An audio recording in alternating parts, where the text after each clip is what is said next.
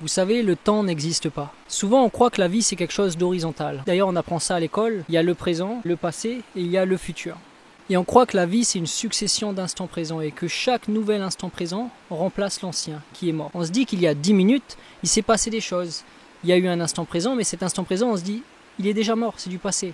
Et on croit que la vie, c'est une succession d'instants présents et que chaque nouvel instant présent remplace l'ancien, qui est mort. Mais la réalité, c'est que le temps n'existe pas. En fait, le passé et le futur n'existent pas. Ce sont juste des concepts. Le temps, le passé, le futur, ce sont des concepts qui existent dans le mental. Parce qu'en réalité, tout s'est toujours produit dans l'instant présent, parce qu'il n'y a qu'un seul et unique instant présent. Il n'y en a qu'un seul. En fait, la vie, c'est un déploiement. Tout ce que l'on observe, que ce soit les objets extérieurs, les personnes, mais aussi le corps, les pensées, les émotions, tout ce que l'on observe, c'est dans un mouvement perpétuel. C'est-à-dire que le monde de la matière est dans un mouvement perpétuel. Comme on dit, rien ne se crée, rien ne se perd, tout se transforme. Tout est dans un changement perpétuel. Et ce changement, il se produit toujours dans l'ici et maintenant. En fait, l'instant présent, il englobe tout. Par exemple, les planètes sont dans un mouvement perpétuel. La Terre tourne autour du Soleil.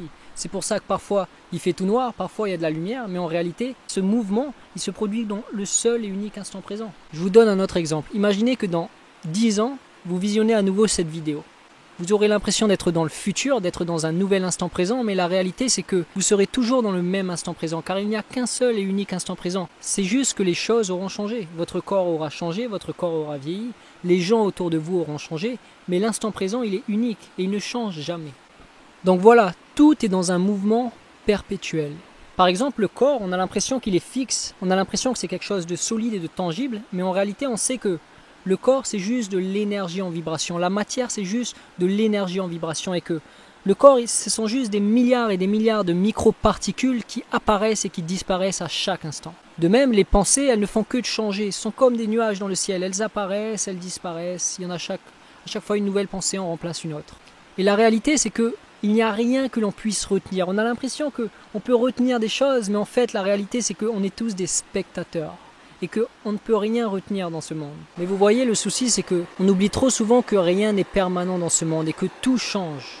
Et en fait, c'est un peu comme si nous étions assis au bord d'une rivière, comme ça, et que plutôt que d'observer l'eau qui passe avec tranquillité et détachement, c'est un peu comme si nous avions une petite cuillère à la main et que, parce qu'on a développé tellement d'attachement et d'identification pour cette eau qui passe, qu'on essayait de retenir quelques petites gouttes avec nous. Plutôt que d'accepter l'eau qui passe et de permettre à l'eau de passer et d'accepter que l'eau passe, c'est comme si on avait pris une pelle et qu'on avait creusé un trou sur le bord de la rivière. Et ensuite, on a rempli ce trou avec notre petite cuillère. Petite goutte par petite goutte. Puis ensuite, on s'est mis en plein milieu de cette petite mare d'eau stagnante et on a de l'eau jusqu'au cou. Et dans cette mare d'eau stagnante, il commence à y avoir des algues qui se développent et des mouches qui commencent à venir nous emmerder. Et en fait, toutes ces petites gouttes que l'on a accumulées et qui forment cette petite mare, ça représente tous les bagages de notre passé, toutes les accumulations, toutes les choses que l'on a accumulées dans notre subconscient. En fait, depuis notre enfance, on a trop souvent perdu de vue l'instant présent et on a oublié que rien n'est permanent dans ce monde et que tout change. Et du coup, par inadvertance, on a accumulé beaucoup de choses. Des concepts, des étiquettes, beaucoup de croyances, beaucoup d'attentes, beaucoup de désirs. On a accumulé aussi beaucoup de craintes, des peurs, parfois des petits blocages. Plein de choses dans le mental, beaucoup de croyances limitantes et aussi beaucoup d'émotions souvent. Parfois, on réprime les émotions et toutes ces choses-là ont pris racine dans le corps et le subconscient et ce sont des choses qui vivent en nous. Et on y est fortement attaché et identifié à toutes ces accumulations. En fait, toutes ces accumulations, c'est comme une histoire. C'est une histoire que l'on se raconte. C'est une histoire à laquelle on croit éperdument. C'est l'histoire de notre vie. C'est l'histoire de notre passé. Ce sont toutes les choses que l'on a tenté de retenir et que l'on a accumulées dans notre subconscient. Et le truc, c'est que vivre dans l'instant présent, c'est comme un gros plongeon dans le vide. Et toutes ces accumulations, toute cette histoire, elle n'a pas sa place dans l'instant présent parce que toute cette histoire, elle existe dans le mental, elle existe dans le temps. C'est pour ça qu'il est si difficile de lâcher prise et de se laisser porter par la vie, parce qu'il y a une partie de nous-mêmes qui voudrait faire un avec l'instant présent, mais il y a aussi une autre partie de nous-mêmes qui est fortement attachée et identifiée à toute cette histoire et à tous ces bagages de notre passé. Alors on a beau essayer de lâcher prise et d'être dans l'instant présent, mais on est toujours ramené à ce mental, on est toujours ramené à nos pensées, à cette histoire. Parce qu'on y est fortement identifié, attaché. Et pourtant, si vous regardez aujourd'hui cette vidéo, vous avez sans doute réalisé que, en étant fortement identifié et attaché aux choses et à toute cette histoire dans le mental, c'est une façon de vivre qui peut nous amener beaucoup de difficultés, beaucoup de tensions, parfois beaucoup de problèmes, la grande majorité des problèmes, ce sont toujours des créations du mental. Souvent, dans l'instant présent, tout va bien. Mais le mental, il adore se faire les dents sur les problèmes. Et en fait, le seul moyen de lâcher prise et de se libérer de toutes ces entraves, c'est d'arrêter d'être dans le contrôle et de simplement laisser les choses à l'intérieur de nous, laisser les choses se produire, sans essayer de retenir les choses, sans essayer de résister à ce qui se produit en nous. Par exemple, quand une pensée positive survient dans le mental, plutôt que d'essayer de la retenir, on devrait comprendre que rien n'est permanent, que c'est juste un nuage, et on pourrait simplement l'observer passer.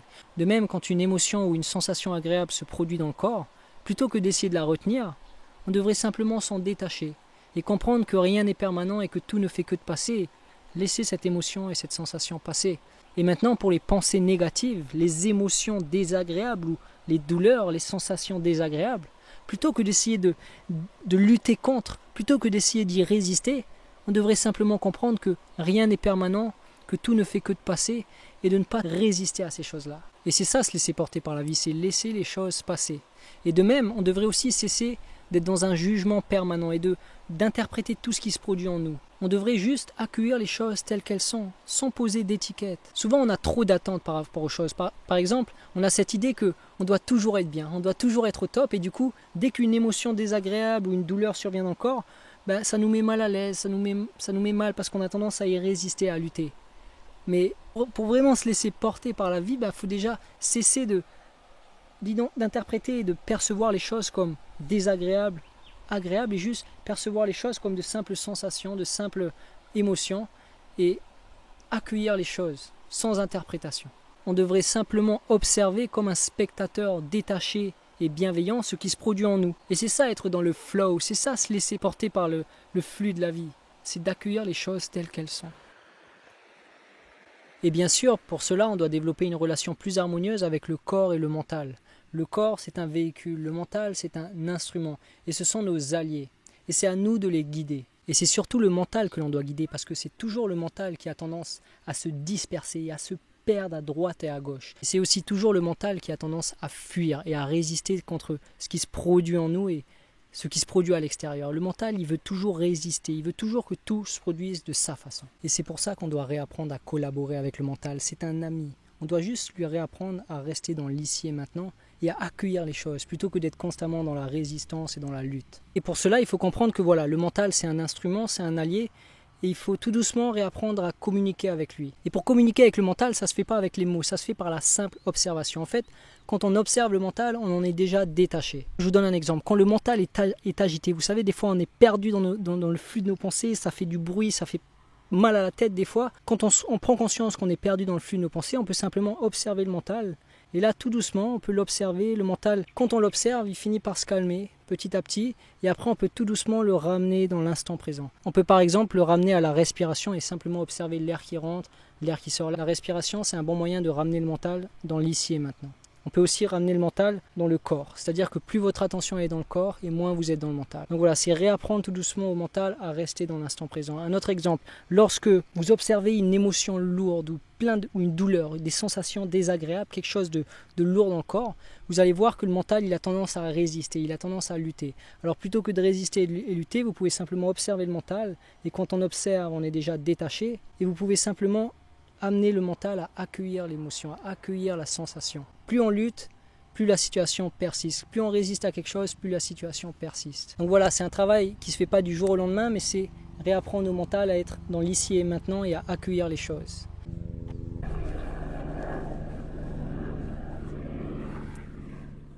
En fait, la vie, c'est un peu comme une vague. Vous savez, on ne peut pas contrôler les vagues. Par contre, on peut surfer la vague.